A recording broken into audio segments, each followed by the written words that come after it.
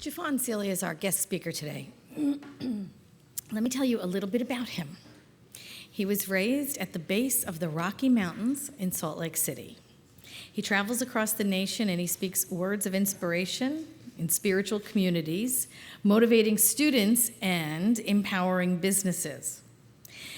Standing upon Gandhi's message of being the change he wishes to see, Jeffon is committed to shining his light of hope and love in every environment in which he enters. Named one of the energizing, named as one of the emerging spiritual leaders in our world by Reverend Michael Beckwith. Jeffon infuses spiritual principles in his entrepreneurial ventures, in his book, and in his interactions with the world. He's going to be presenting a workshop after our celebration this morning, so make sure you grab some lunch after service today and stay for his workshop. It's really inspiring and compelling. I first met Jeffon at the CSL convention last year, and he spoke so eloquently and just so powerfully about the next generation. And it just moved me to see the next generation just coming along, holding our principles, living our principles out in the world, and really changing the world in which we live by their mere presence in it. So I am so honored and grateful. Please welcome Jeffon Sealy.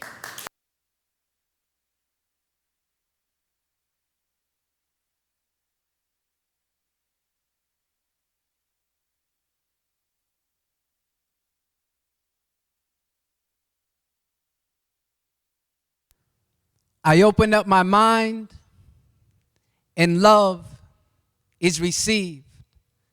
I open up my heart and realize I have been given all that I need. I look within myself, uncovering a safe haven of peace as I slowly exhale this breath to share this light that we breathe. Peace and blessings, everybody. My name is Jeffon.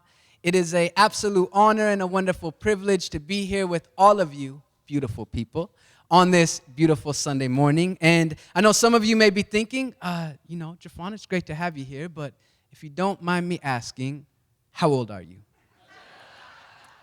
And if you're thinking that, don't worry, I guess I get asked that all the time. And I just like to say I'm older than I look. In fact, you get close enough after service, you may see a few gray hairs poking through.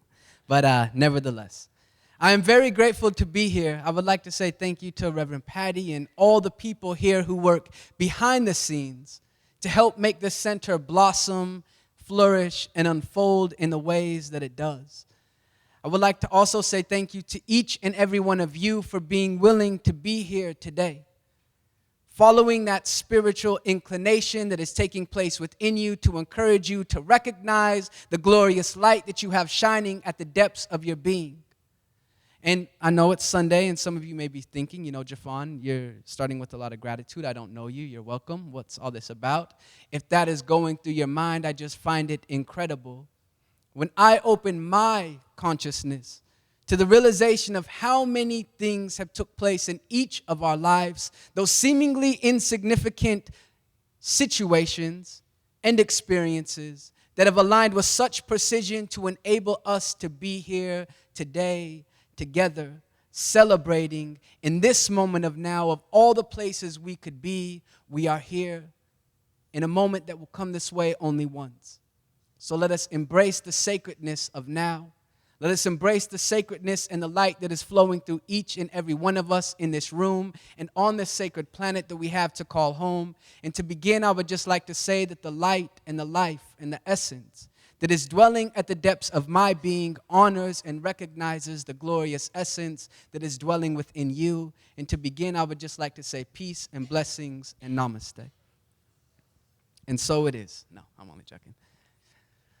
So, I've been traveling down this spiritual path for right about 10 years now. I stumbled upon it when I was about 5. I'm just joking. I'm not 15. But it was about 10 years ago when I was in college in Seattle. And there's been one incredible thing that's been continuing to stand out as I've been traveling down this spiritual path. As I've been opening my mind to the writings and teachings of Ernest Holmes, as I've been diving deeper into the teachings of the Unity Movement, Myrtle and Charles Fillmore, looking deeper into the writings of Ralph Waldo Emerson, reading the in between the lines of the Bible, the Quran, the Bhagavad Gita, the one thing that I've been continuing to realize is how incredible this gift of life that you and I are experiencing truly is. I mean, just think about it for a moment. As we are sitting in this place, breathing the sacred air as it is flowing through our sacred body temple, in this infinite universe that we are all a part of, there are minerals and gases and elements combining and intertwining in such a divine and harmonious way that new planets are being formed. Right now, as we are resting in this space, there are planets and stars clustering together in such a unique way that new galaxies are being birthed. Our sacred planet that is spinning and orbiting in such a divine and harmonious way, illuminated by a vibrant sun that is shining down so peacefully, yet powerfully upon us. In this very moment, there are seeds that are awakening to their own inherent greatness as they are resting in soil that has been accumulating nutrients since the beginning of time. And right now, as we are taking this breath, sharing this planet with animals that are scurrying across, above, and below this planet we have to call home. You see, the one thing that I've recognized is there's not only this incredible universe out here that seems to be aligning with such order and precision and flourishing in such a unique way, but there is also an infinite universe in here. Our hearts that are beating, our lungs that are breathing, our blood that is flowing, our cells that are dividing, our atoms that are thriving. The thing that has been continuing to stand out to me is the conscious recognition from the furthest planet to the closest atom. There is one constant, and that is God, Source. The divine is everywhere present.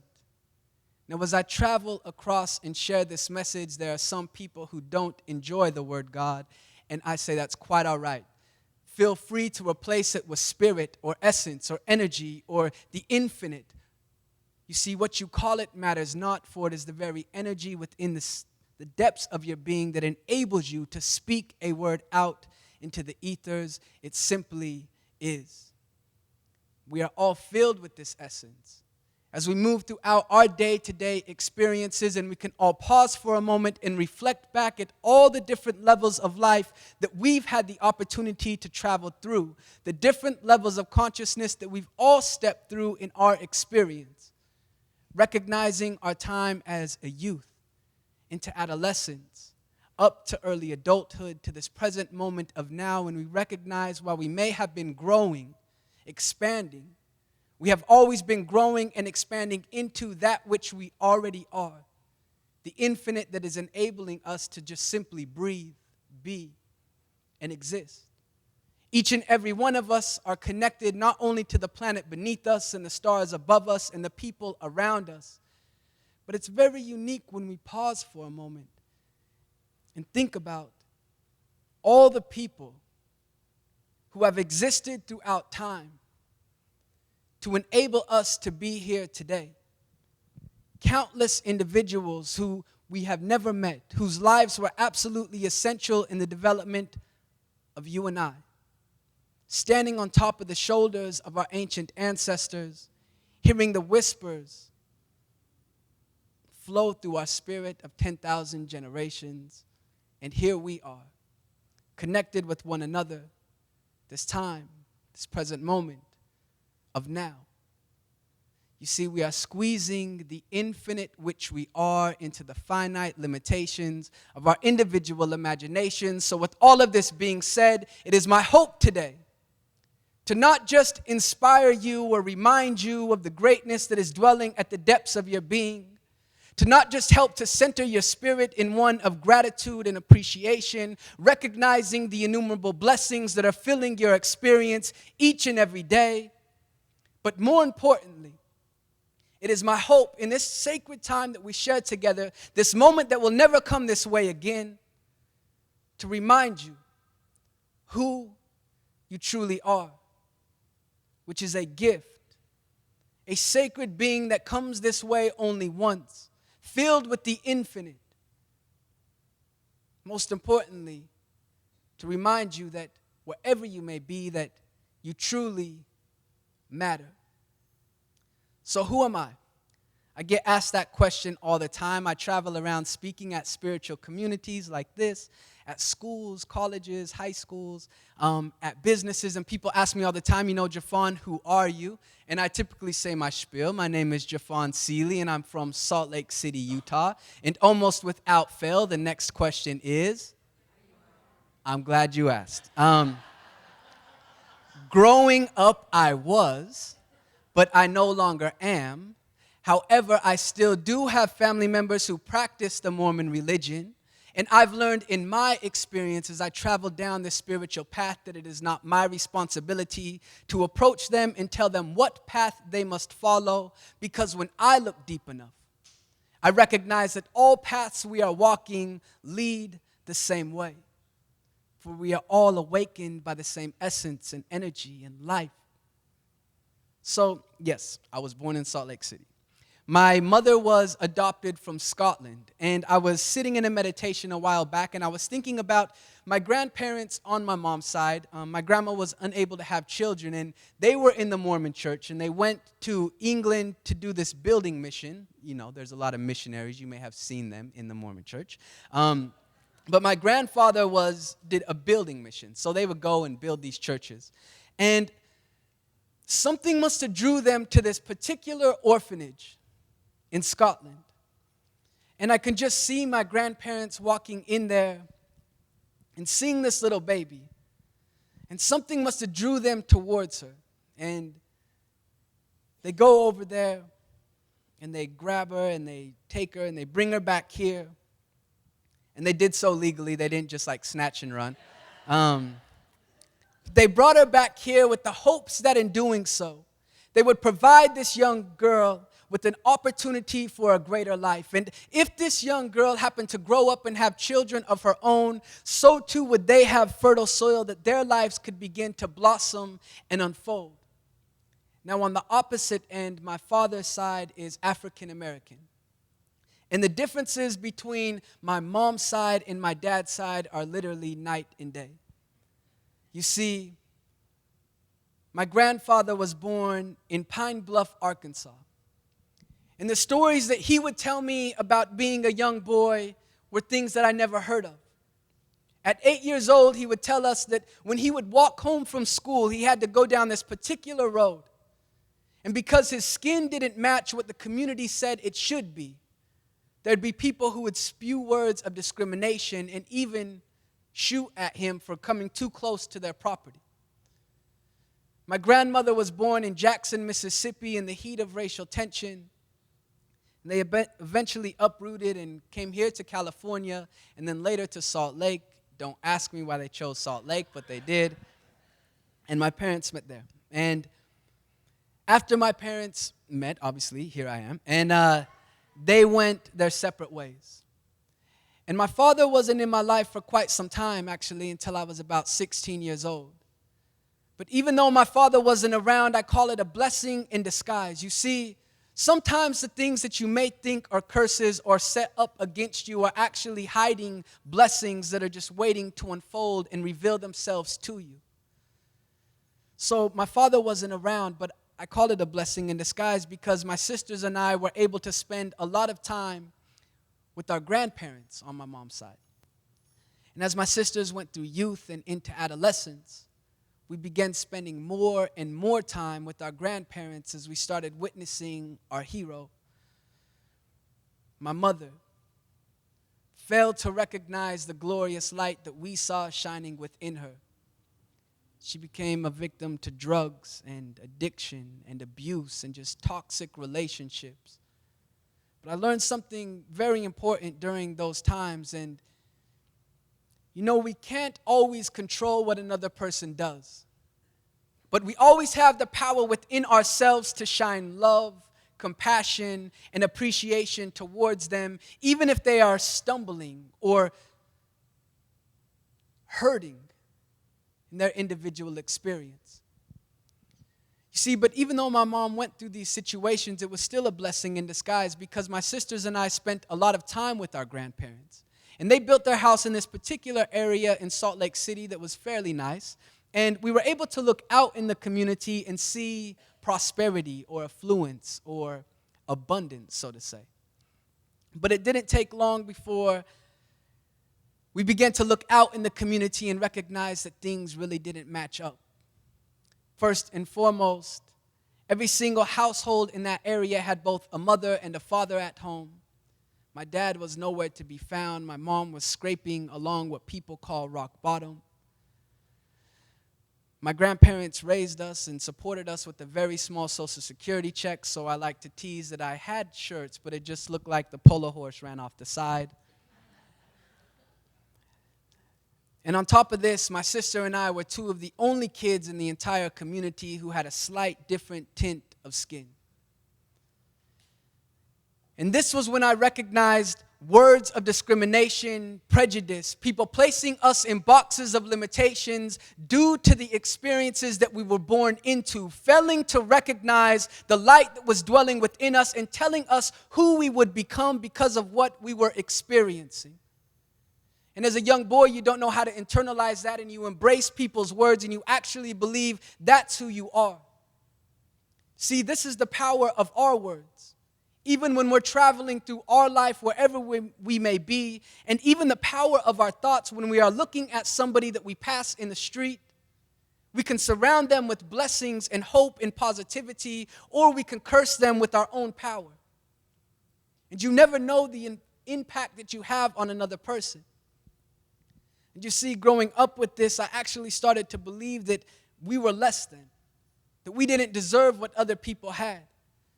And I pushed myself to get through high school, and then I knew I just had to get out of Salt Lake City, and I relocated to Seattle to go to college, where I reunited with my dad. And a lot of people asked me, Jeffon, why would you do that? Your dad wasn't around. You really haven't met him. And I realized that it's not our responsibility to point a finger at another person and blame them or say that they're guilty for this or guilty for that. But instead, that provides an opportunity for us to look deeper within ourselves, recognize the light that we are, and maybe shine a little bit brighter for those people who may be lost in their own inner darkness. So I reunited with my dad, and I enrolled in college. And up there in Seattle, my dad had one of those spiritual friends. And I say this because I am one of those spiritual friends now to my friends. But, the type of people who are like, God is good. Divine order is everywhere present. There's no spot where God is not. And when he would tell me these type of things, being that I came out of a somewhat chaotic upbringing, I remember having these verbal confrontations with him as to why I believed that divine order was not everywhere present. I remember pointing at things such as my grandmother, who helped raise us, who just passed away. First time I felt a deep loss, asking the universe or God why. Pointed at my mother at that time, who was struggling with drugs, homeless, had nothing, and was entering into a rehabilitation center. Or my two little sisters, who were still down in Salt Lake City and had nobody around them to uphold them and empower them and remind them of how great they truly are. I pointed at my grandfather, who was reaching that age where you just knew that there wasn't much left. And I thought I made a pretty good point as to why I believed that divine order was not everywhere present. And then he gave me a book, and fortunately I wasn't ignorant enough to not open it, and I eventually opened it and started reading it. And you may have heard of this book. It's called A Course in Miracles. And I will never forget the first lines that I read in this book, and I would actually like to get a shirt that says this, so before I tell you, don't take my ideas, all right? But the first lines I read were these: "The real cannot be threatened. Nothing unreal exists. Herein lies the peace of God. And it was at that moment that a small doorway seemed to open within my conscious mind, and I began to look back at my life and thought, maybe there was a reason for the way that my life unfolded. And I started thinking about people who appeared at just the right time in my experience, such as my 4th grade teacher, who pulled my mom and my grandmother to the side to ask if she could pay for me to play soccer and football and baseball and basketball. Thought about my sophomore English teacher who took time out of his day when everything around me was seeming to crumble apart. And he told me not to give up, showing me poets like Langston Hughes and other inspirational authors, and told me to keep going even when everything around me was just breaking. And now as I look back, my mom has been clean and sober for right about 10 years now. My little sisters are both incredible, beautiful young women. My dad is blossoming in his own unique way. Myself, I'm able to travel around and meet people like you and share a message of hope and inspiration. And I've recognized through the good and through the bad, there has always been one constant, and that is God, the divine, has always been there. And now I share all of this with you, not so you can go home and start typing up my biography, but more importantly, to encourage you to look back at your experience, at the abundant mountain peaks of happiness, of love, of joy, of abundance, in the low, dark valleys of stress, frustration, and despair, and recognize the one constant, the one energy that is always there. You see, there's a beautiful quote by a Stoic philosopher by the name of Epictetus, and he says, men and women are most disturbed not by what happens to them, but by their opinion of what happens to them.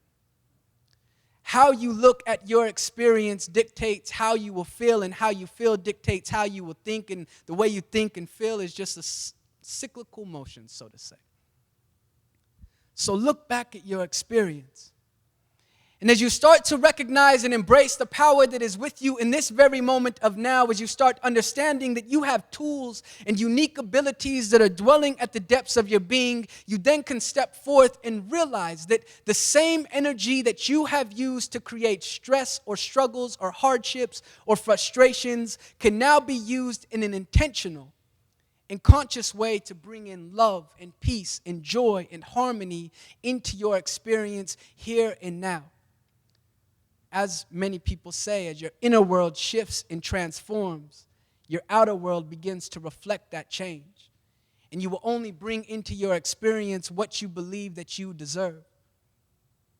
So, some people say, Jeffon, that sounds great, thanks, but how do I go about doing this? And I like to tell people that there are tools that we've come to this earth equipped with that only we can use. There are 3 keys in particular. I also like to call them paintbrushes. And they're always with us in our pocket. And we are using these brushes to color our canvas, which we call our reality, each and every day. And most of us forget that we have the power to use these brushes in a new way, and we continue to recreate the same things over and over and over again. You see, the first paintbrush or the first key is something that we do each and every day, and that is our thoughts, obviously. Nobody can jump within your mind and think your thoughts for you. You can allow the outside world to tell you how to think, but you are the one who makes that final choice. There's a beautiful quote by Jim Rohn who says, "It is the set of the sails and not the direction of the wind that determines which way we will go. And those sails on our sailboat to life are our thoughts." Life will throw things at us, but we have the ability to align our thoughts in a way that can pull us towards that which is calling out to us at a deep level. And as we start to shift our thoughts, we then pull out the second paintbrush, which is our choices. And as our choices begin to shift and transform, we can create a new doorway of opportunity where there may have only once been walls of hardship. And then the third paintbrush is the most important, in my opinion. Ernest Holmes says we must treat and then move our feet, not treat and then retreat. and that is our actions. You see, Ernest Holmes also said there is a power for good in the universe, and you can use it. And you are using it each and every day, whether it is for good or not good.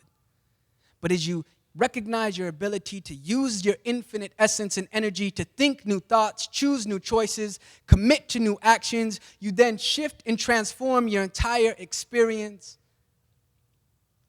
And this is what we've used each day of our life. And we are always thinking a new thought. This moment is the only moment we have. So I would just like to ask you, if in the last day or week or month or year or decade, there has been something within you that has been asking you or encouraging you or inviting you to step into the fullness of your being, to share your gifts a bit more, to step out in the world and positively impact others, just simply raise your hand for a moment. And keep your hands up, my friends, and look around the room. Okay, put your arms down. Don't want you to get sore. But it's fairly obvious to see that there is something taking place. You see, this is a very special time in history. And at times we forget the power that we have dwelling at the depths of ourselves. So therefore, I would just like to encourage you and invite you to honor those tools, those paintbrushes that you have within yourself, and step out into the world and be the light that you are here to be. In the workshop today, we will be going through this process, and I'm excited to share it with you because it's what I've used to build my speaking experiences over the past year and a half and share at over 100 places and meet people like Michael Beckwith and give a TED Talk and all these things that I thought were so far-fetched. But we have power within us, my friends, and we are using it whether we are aware of it or not. And as we start to embrace our ability to honor the infinite essence within ourselves, as we begin to think differently, choose differently, act differently, we will then stand upon one of my favorite quotes, which is from Napoleon Hill, where he says, "O divine providence, I ask not for more riches, but for more wisdom, with which to make better use out of the riches you gave me at birth, consisting in my ability to direct and control my mind to whatever ends I desire." That which we are seeking is the energy that enables us to seek. That which many are looking for is that which they are looking with. So, my friends, I invite you to spend a little time after service, look each other in the eye, recognize the light that is dwelling at the depths of each and every one of us, and if you want to take it a step further, come to the workshop.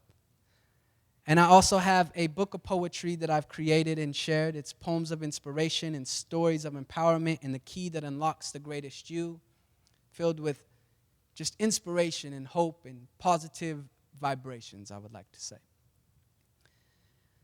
And in conclusion, I would just like to say this.